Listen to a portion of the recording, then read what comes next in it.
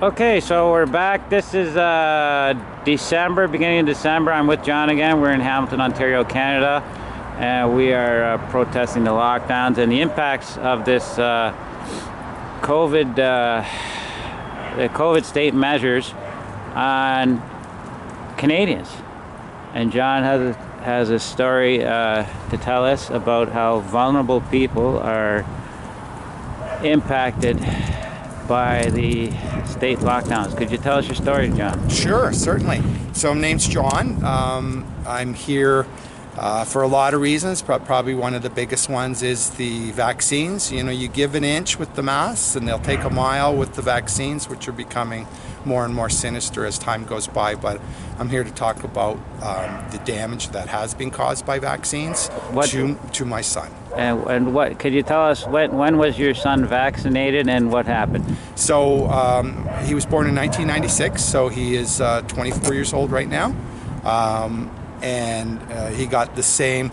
He had a difficult birth. You know, I'm not going to blame it all on that, but I'm going to blame it on the fact that when you are had a difficult birth and then they give you the vaccines, that you're more susceptible to damage. And I'm going to attribute it to that.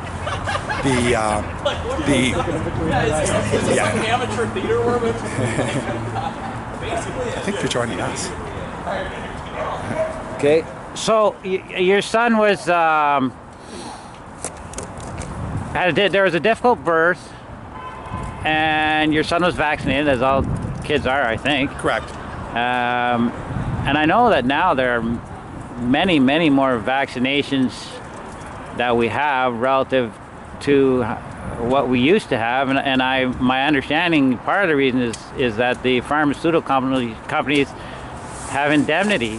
You basically can't sue them. In the States, it's the same thing, except there is a vaccine court, and they since '86 they have settled for billions of dollars. I was reading last night. That's correct. And how is that different here? Well, here we have a great system, so they don't need to pay us extra. There is no ability to sue the pharmaceuticals within Canada. But so who pays for it then? We all do. Okay, the same in the States, the taxpayers pay for the vaccine court settlements. Yeah. And here, okay, go ahead. And here they have autism programs that are supposedly here to help us. Yeah. But frankly, all they do is support a oligarchy up in Hamilton Health Sciences that do the there's a couple doctors that are world-renowned autism experts. Yep. They did zero for my son. Okay, now how have these lockdown measures had a negative effect on your situation with a son who has autism? Okay, so my son, he goes to, you know, and I was going to mention this thing beforehand, but it doesn't matter. He goes to a program called Cornerstones. Great program. We had the most amazing events at Thanksgiving, all kinds of stuff. Yeah. There's very nice community. They built all kinds of disabled people. Yeah. And these lockdowns are affecting all kinds of people. Number one is the support workers that are there.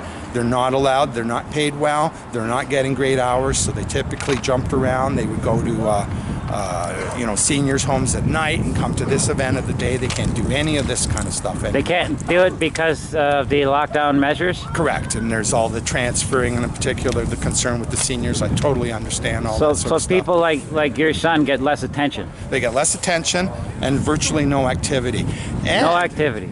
And the mask thing is a big thing, and I know for a fact I watched one lady who cannot come to those to Cornerstones anymore. And it wasn't because of the mask, because she's not wearing a mask. It's because of that heat gun, and she cannot handle that. And she broke down and had a big breakdown right in front of me, and Dad says, sorry, I can't bring her anymore if you got to keep doing this temperature thing, which they do to her.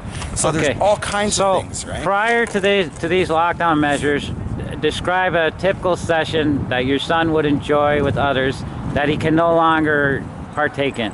Swimming, any activity at all. They would go on various events. The only thing left is the hikes in the woods, just like the rest of us. That's all they have left. They have people in wheelchairs. They can't take them all there. They had all kinds of events set up for them. It seems to me that, again, the vulnerable people are disproportionately negatively impacted by these lockdown measures. Correct. Now, before we go, I just want to tell you one thing, because I want this story to come out. Yep. When you go to a doctor and you tell a doctor, I don't want to get a vaccine because it's going to give, it gives people autism, they will go, don't be silly, there is no evidence. And I'm here to tell you that you go and get the DTaP virus package insert from the package. Now this the insert, it comes right with the shot. Comes right with the shot. Yep. You go to page 11 out of 13. Yep.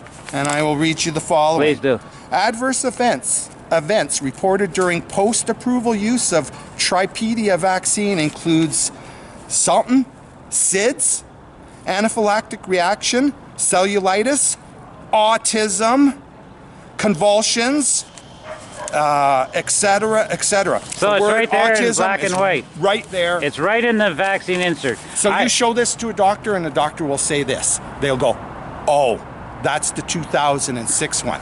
Sorry, my son was born in 1996, and this is the one he got. And tell me how that got taken out of there. Okay, that's interesting, because Dr. Kerry Madge, who opposes these new vaccines with their luciferase and their bioluminescence and the nanotech, as some of these doctors are recommending, well, okay, fine, if you want to take a vaccine, I would suggest you read the vaccine insert. It's right there in black and white. This is what could happen. And I think that's probably a good idea. You know, speaking of that, there's this application to the European Union from several doctors. Yep.